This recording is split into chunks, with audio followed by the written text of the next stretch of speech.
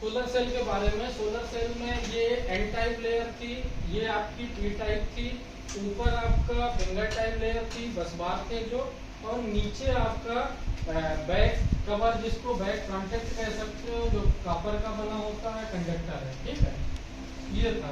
अभी तुम लोगों को कंफ्यूजन थी कि कितनी लेयरें होती हैं, फिंगर टाइप लेयर का क्या काम होता है, रेडिएशन कहाँ पे पड़ती है, वो कैसे हमारे एन टाइप को पंचर करके जंक्शन पे पहुंचती है, और कैसे इलेक्ट्रॉनों का फ्लो शुरू होता है। उस चीज के लिए अभी हम लोगों ने देखो एक ये डेमो तैयार किया है सोलर सेल का। अगर सोलर सेल की बात करें तो वो इस तरह कुछ 4 परतों से मिलकर बनी हुई होती है, जिसमें हमारी मोटाई के हिसाब से ही हमने इसको तैयार किया है कि किस लेयर की कितनी मोटाई है, उसी हिसाब से थोड़ा सा इसको तैयार किया गया है। तो पहले सबसे पहले तो इसको हम अलग रख देते हैं। ये हम बात कर रहे हैं सबसे पहले हम पी टाइप लेयर की। जो पी टाइप लेयर होती है वो हमारी नीचे होती है, इस पे हमने लिख भी दिया ये पी टाइप लेयर है। इसकी मोटाई जो होगी वो 300 माइक्रोमीटर होती है। पी टाइप लेयर के ऊपर क्या करते हैं हम लोग, एन टाइप लेयर जिसकी मोटाई 0.3 माइक्रोमीटर होती है, इसको रखते हैं, ठीक। इन दोनों लेयरों के बीच में जब इन दोनों को चिपका दिया जाएगा तो उसको कहते हैं जंक्शन। अब इसका जो चिपकाने का प्रोसेस होता है वो अलग थ्योरी है पूरी उसकी, कैसे चिपकाया जाता है। तो वो N type layer P type layer को भट्टी में गर्म किया जाता है कई हजार डिग्री सेंटीग्रेड पे, फिर कार्बन की उपस्थिति में किया जाता है, वो अलग प्रोसेस हो गया। हम लोग यहाँ सोलर सेल को समझ रहे हैं ये कैसे काम करती है। एन टाइप लेयर हो गई। अब होता क्या है कि जब रेडिएशन इस पर पड़ती है, फोटॉन्स पड़ते हैं, तो जब इसके इलेक्ट्रॉन होल्स में बदलते हैं, इलेक्ट्रॉन और होल्स में, तो इलेक्ट्रॉन जब टूटता है तो वो थोड़ा सा उसके पास एनर्जी होती है, तो वो झटके के साथ में टूटता है।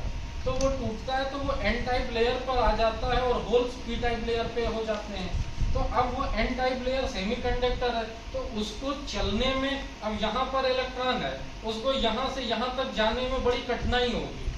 तो वो कठिनाई ना हो, उसको आसानी से वो आगे का रास्ता कवर कर सके, तो सेमीकंडक्टर पे चलना कठिन है, तो हम उसको क्या करते हैं, कंडक्टर उपलब्ध करा देते हैं।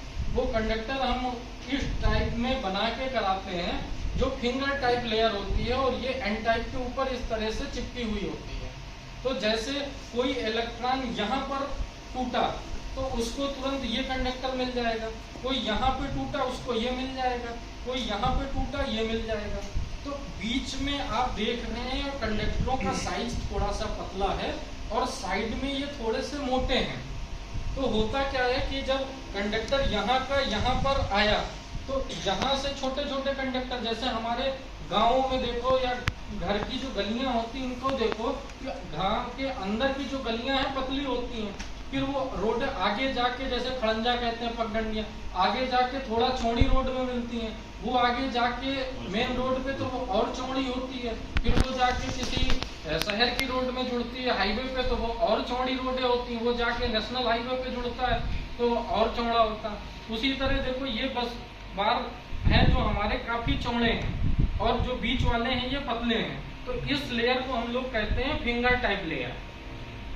ये टोटल एरिया का 15% होती है। अगर टोटल ये 100 स्क्वायर फीट एरिया माने तो ये 15 स्क्वायर फीट होगा।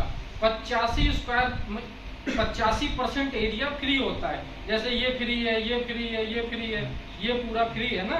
तो ये फ्री इसलिए होता है कि आपके जो रेज आ रही है सन की रेजे, वो इसको पार करके एन टाइप को पार करके जंक्शन तक पहुंच सके। अब समझ में आया क्यों एरिया फ्री रखा जाता है। अगर इसको हम पूरा ढक देंगे तो जब पूरा ढक देंगे तो ये एक कंडक्टर की लेयर हो गई, तो वो क्या जो रेज है हमारी फोटॉन्स, वो इसको पार करके यहाँ तक जा पाएंगे? नहीं जा पाएंगे, यहाँ तक नहीं जा पाएंगे ना जंक्शन तक। इसलिए हम इस एरिया को 85% फ्री रखते हैं। अब कोई इलेक्ट्रॉन यहाँ से टूटा कंडक्टर पे है, अब उसको होल्स के पास जाना है जो पी टाइप में है, तो वो इधर से तो जा नहीं सकता एन टाइप को पार करके, क्यों? क्योंकि जाने में कठिनाई है। तो वो कंडक्टर पे आ गया, कंडक्टर के थ्रू यहाँ हो गया। अब यहाँ से हम क्या करते हैं, एक वायर लेते हैं, एक वायर हम लेते हैं और उस वायर को ये जो कंडक्टर है इससे जोड़ के इसके पीछे साइड में हम एक और कांटेक्ट लेयर लगाते हैं जो कंडक्टर की होती है पीछे साइड में, और इस वायर को उठा के इससे जोड़ देते हैं। ठीक, तो ये वायर कौन सा हो गया, ये वाला वायर हो गया, समझ गए? समझ गए। ये वाला वायर हो गया। अब यहीं पर अगर हम लोग बैटरी लगा देंगे तो जो इलेक्ट्रॉन यहाँ से निकल रहा है वो बैटरी को चार्ज करेगा, यहीं पंखा लगा देंगे तो वो पंखा को चलाएगा, यहीं लाइट लगा देंगे तो वो लाइट को चलाएगा। मतलब यहाँ पर जो भी हम लोड लगा देंगे वो क्या करेगा, उस लोड को चलाएगा। अब ये एक सोलर सेल हो गई इस तरह से। अब ये सोलर सेल के दो पार्ट हो गए। अब इन दोनों के बीच में सर्किट कंप्लीट हो जाएगा। तो अब ये आपका क्या हो गया, प्लस हो गया, ये माइनस हो गया। अब डीसी करंट, भाई पैनल से कौन सी करंट निकलती है, डीसी करंट निकलती है, तो वो डीसी करंट भाई इसी तरह तो निकलती है। अब बीच में जो भी हम लोड लगाएंगे वो लोड चलने लगेगा। तो इसी तरह सोलर सेलों को मिला के हम मॉड्यूल बना लेते हैं, फिर मॉड्यूलों को मिला के एरे बना लेते हैं, स्ट्रिंग बना लेते हैं, पूरा एक सोलर सिस्टम तैयार हो जाता है। अब जो सोलर सेल है ये सोलर सेल का जो वोल्टेज होगा वो कितना होगा, 0.5 वोल्ट से लेकर 0.6 वोल्ट रहेगा लगभग। हाँ, तो लगभग रहता है वो 0.5 भी हो सकता है, 5.5 भी हो सकता, 0.55 भी हो सकता है, 0.6 भी हो सकता है, मतलब आधा वोल्ट के लगभग होता है। समझ गए? सर ये 85 और 15 वाला यही प्रोसेस है, ये 85 और 15 ये है, ये टोटल 100% एरिया है। 15% इसको हमने ढक दिया। ढका क्यों कंडक्टर से, क्योंकि आसानी से वो इलेक्ट्रॉन हम कंडक्टर के थ्रू फ्लो करा सकें। अगर 100% हम इसको ढक देंगे तो क्या होगा, रेडिएशन हमारी यहाँ तक पहुंचे नहीं पाएगी, और जब तक हम एन टाइप को पंचर करते हुए रेडिएशन जंक्शन पे नहीं पहुंचेगी, इलेक्ट्रॉन हमारा कैसे टूटेगा, होल्स और इलेक्ट्रॉन में भाई नहीं टूट सकता ना। तो सर यानी इस परत में यही वाला प्रोसेस पूरा नहीं, ये अलग चीज हो गई। ये हो गई एक सोलर सेल, ये हो गई आपकी एक सोलर सेल, वो अलग चीज हो गई। ये अब बता रहा हूँ, ये हो गई सोलर सेल। अब सोलर सेल में कितनी परतें हो गई, कितनी परतें हैं, 4। अब वो है सोलर पैनल, इसमें भी है 7 परतें। इसमें कितनी है, 7 परतें। अब सोलर पैनल में कौन कौन सी परत है उसको समझ लो। सबसे नीचे होता है टफन ग्लास, टफन ग्लास, ये जो आपका शीशा दिख रहा है ये। फिर उसके ऊपर होती है एक इनकैप्सुलेशन की लेयर रखी जाती है, ये एक केमिकल का रबड़ होता है उसको रखा जाता है।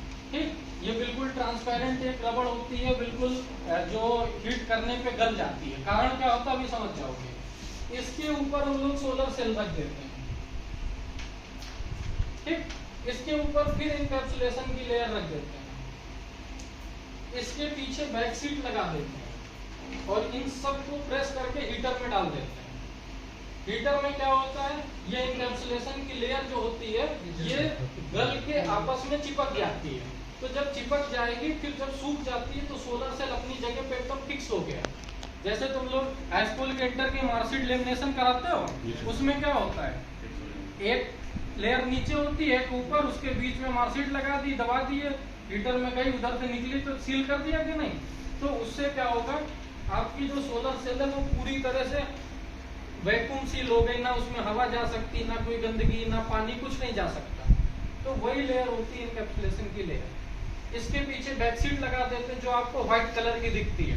ये देखो जो व्हाइट कलर की दिख रही है, ये बैक सीट है। ये देखो कहीं कहीं पे उखड़ गई, कहीं पे नहीं उखड़ी है।